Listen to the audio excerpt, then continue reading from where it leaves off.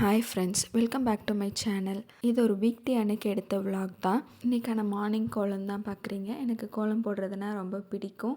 அதனால தான் நான் இந்த vlogல அதை இன்க்ளூட் பண்ணியிருக்கேன். எப்படி இருக்குன்னு கமெண்ட்ஸில் சொல்லுங்கள். என் பையன் ஸ்கூலுக்கு கிளம்புன பிறகு தான் இந்த vlog நான் ஸ்டார்ட் பண்ணியிருந்தேன்.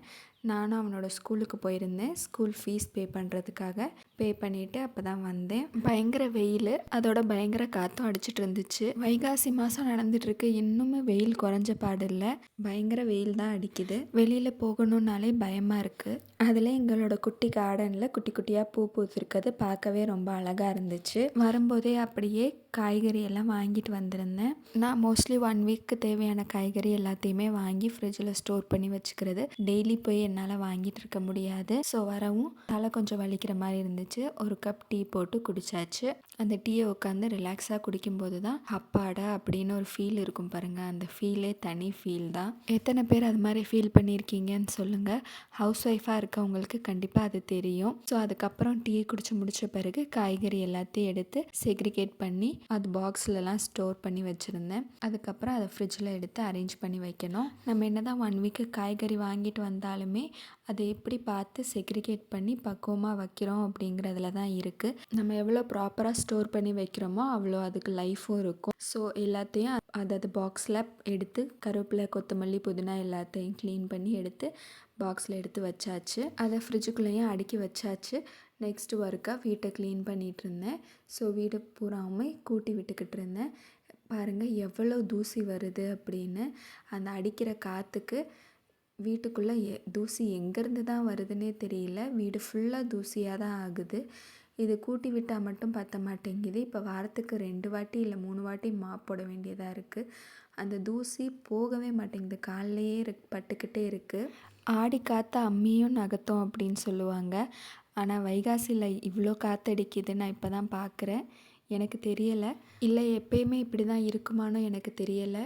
எனக்கு இது புதுசாக தான் இருந்துச்சு. இவ்வளோ குப்பையும் தூசியுமா வீட்டுக்குள்ளே வர்றது.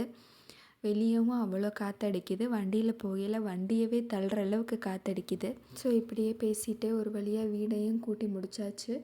ஸ்கூல் ஸ்டார்ட் ஆன புதுசு அப்படிங்கிறனால அந்த புக்ஸும் புதுசாக கொடுத்துக்கிட்டே இருக்காங்க.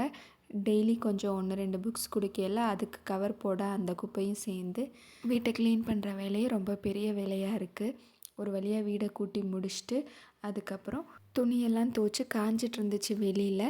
அதை எடுத்து கொண்டு வந்து உள்ளே வச்சு எல்லாத்தையும் மடித்து வச்சாச்சு. மடித்து வைக்கையில் தான் பார்த்தேன், நேற்று இந்த ஒரு சேரோட கவரை வாஷ் பண்ணி வச்சுருந்தேன். ஸோ அதுக்கான கவரையும் எடுத்து கையோடு மாட்டி விட்டுட்டேன். இதை மாட்டாமல் விட்டால் அதோடு அப்படியே அதை நின்று போயிடும். ரொம்ப நாளைக்கு அது அப்படியே கிடக்கும். அது மறுபடியும் அழுக்காக தான் ஆகிடும்.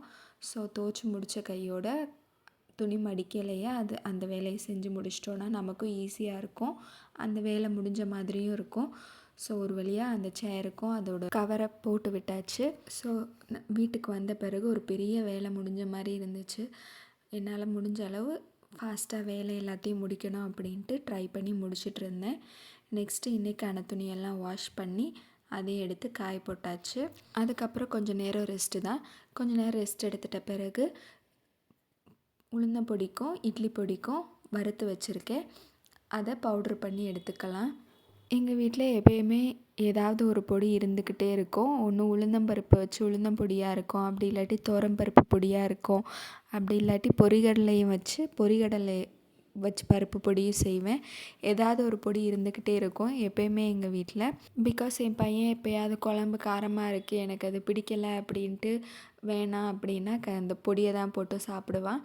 ஸோ அதனால் எப்பயுமே எங்கள் வீட்டில் ஏதாவது ஒரு பொடி ஸ்டாக் இருந்துக்கிட்டே இருக்கும். அதோட இட்லி பொடி என்ன தான் சட்னி அரைச்சி வச்சாலுமே இட்லி பொடி வச்சு தான் கடைசியில் ஃபினிஷ் பண்ணணும் அப்படின்னு ஃபினிஷ் பண்ணுவாங்க. அதனால் இட்லி பொடியுமே எப்பயுமே நான் ரெடி பண்ணி வச்சுக்கிட்டே தான் இருப்பேன், காலியாக.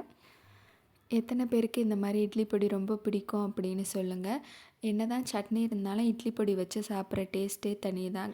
ஒரு பொடி தோசை ஊற்றி சாப்பிடையில அதோட டேஸ்ட்டு சூப்பராக இருக்கும். ஸோ இந்த வேலையெல்லாம் முடித்தோடனே என் பையனும் வந்துட்டான். வந்தோடனே அவனை கூப்பிட்டுட்டு கிளாஸுக்கு கிளம்பிட்டேன். இதோட இந்த vlog நான் முடிச்சுக்கிறேன். உங்களுக்கு இந்த vlog பிடிச்சிருந்துச்சுன்னா ஒரு லைக் பண்ணுங்கள். உங்களுக்கு என்கிட்ட ஏதாவது கேட்கணும்னு நினச்சிங்கன்னா கமெண்ட் பண்ணுங்கள். Bye friends.